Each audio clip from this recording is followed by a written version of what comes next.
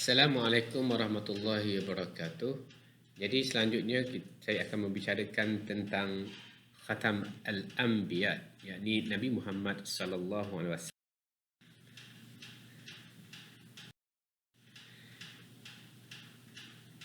Nabi Muhammad sallallahu alaihi wasallam merupakan penutup kepada segala nabi ataupun dikenali sebagai Khatam Al-Anbiya.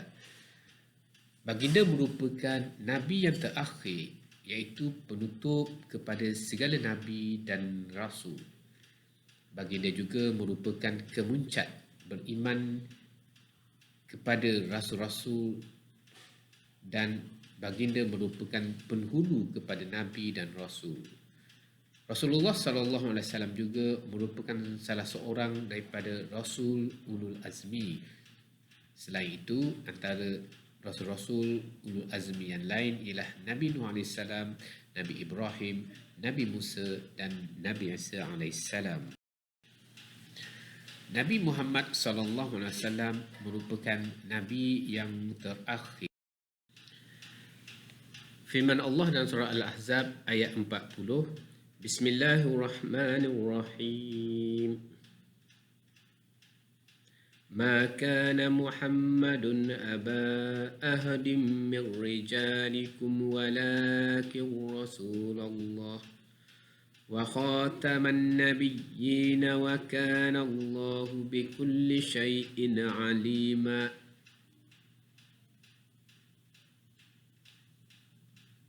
Yang bermaksud, bukanlah Nabi Muhammad itu dengan sebab ada anak angkatnya menjadi bapa yang sebenar bagi seseorang dari orang lelaki kamu, tetapi dia adalah Rasulullah dan kesudahan segala nabi-nabi, dan ingatlah Allah adalah Maha mengetahui akan tiap-tiap sesuatu.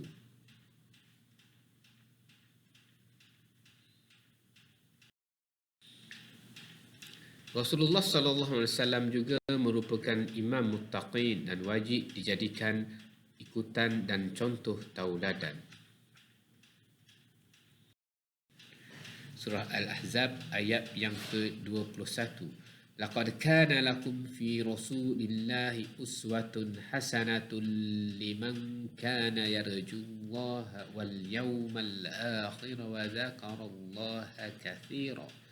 Yang bermaksud, demi sesungguhnya adalah bagi kamu pada diri Rasulullah itu contoh ikutan yang baik, iaitu bagi orang yang sentiasa mengharapkan keredaan Allah dan balasan baik hari akhirat, serta dia pula menyebut-nyebut dan mengingati Allah banyak-banyak dalam masa susah dan senang. Nabi Muhammad sallallahu alaihi wasallam diutuskan untuk membimbing kepada semua manusia dan jin.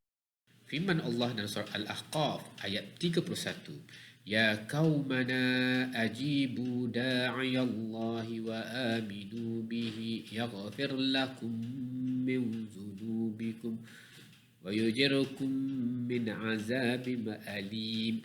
Yang bermaksud, wahai kaum kami, sahutlah seruan Rasul, yakni Nabi Muhammad sallallahu alaihi wasallam yang mengajak ke jalan Allah, serta berimanlah kamu kepadanya supaya Allah mengampunkan sebahagian dari dosa-dosa kamu dan menyelamatkan kamu dari azab seksa yang tidak terberi sakitnya.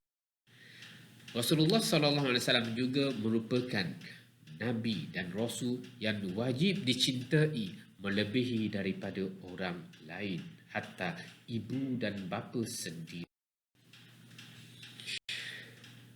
Firman Allah dalam surah Al-Taubat ayat yang ke-24, Qul in kana aba'ukum wa abna'ukum wa ikhwanukum wa azwajukum wa ashiratukum wa amwaluk taraftumuha وتجارة تخشون كسادها ومساكن ترضونها أحب إليكم من الله ورسوله وجهاد في سبيله فتربصوا حتى يأتي الله بأمره wallahu la yahdil qaumal fasiqin.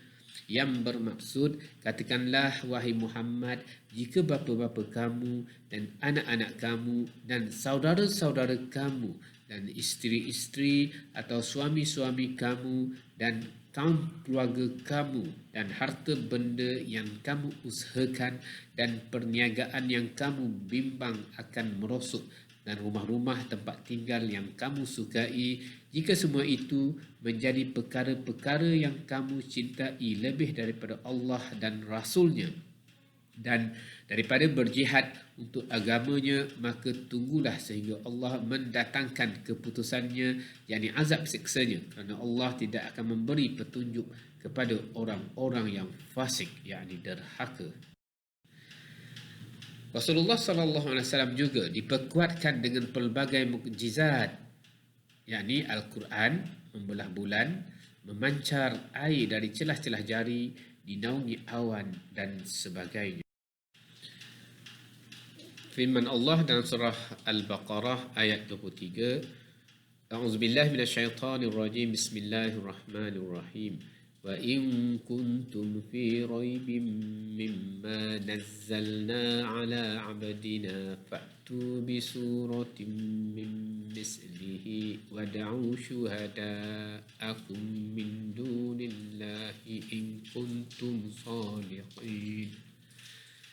Yang bermaksud, dan kalau kamu ada menaruh syak tentang apa yang kami turunkan Al-Quran kepada hamba kami, yakni Muhammad, maka cubalah buat dan datangkanlah satu surah yang sebanding dengan Al-Quran itu, dan panggillah orang-orang yang kamu percaya boleh menolong kamu selain dari Allah, jika betul kamu orang-orang yang benar.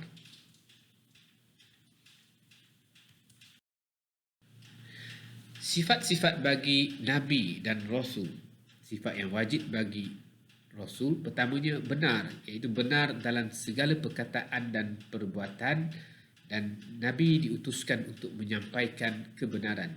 Yang keduanya, jujur dan bertanggungjawab dalam menjalankan dakwah.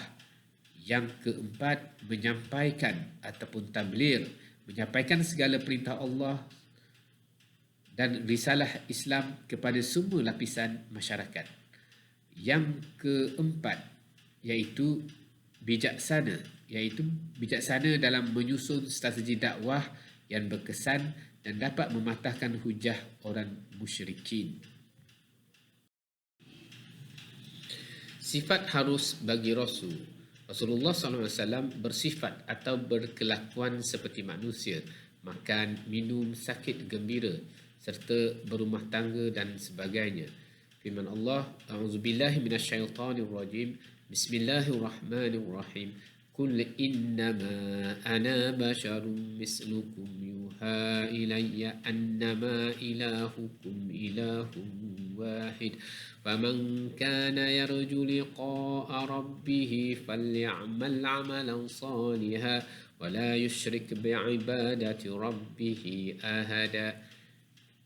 Katakanlah wahai Muhammad, sesungguhnya aku hanyalah seorang manusia seperti kamu.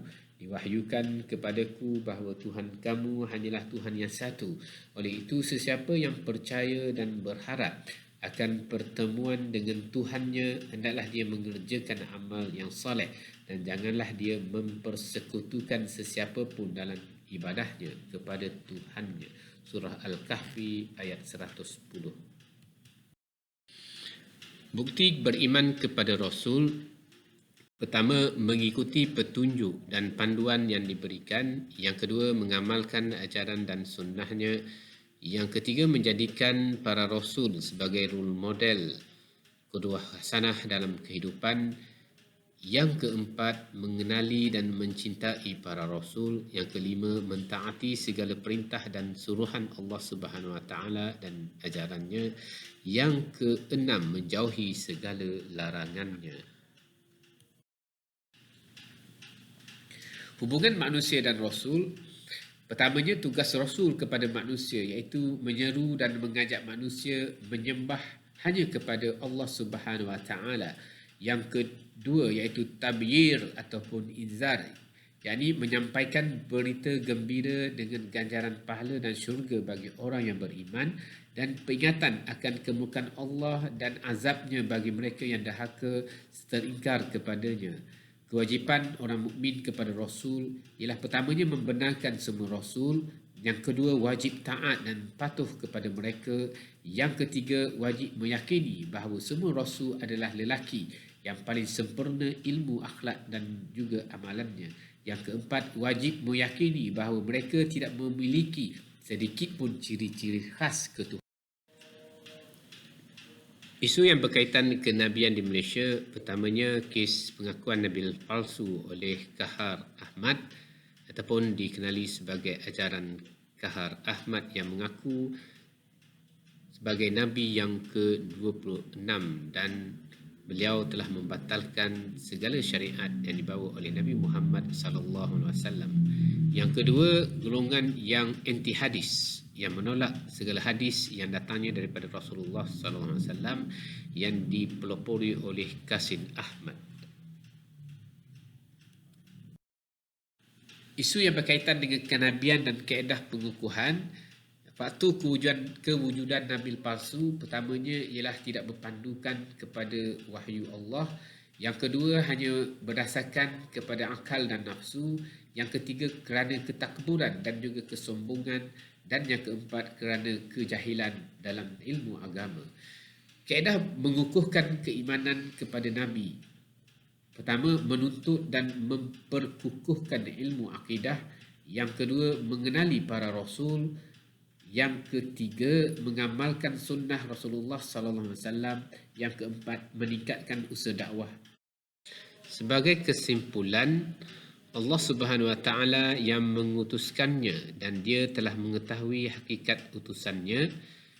Kenabian adalah suatu hakikat yang wajib diimani, diterima dan diakui dengan penuh kerelaan, keredaan dan keyakinan. Al-Quran telah menerangkan, membincangkan, membahaskan dan membentangkan hujah dan bukti yang jelas mengenai kenabian.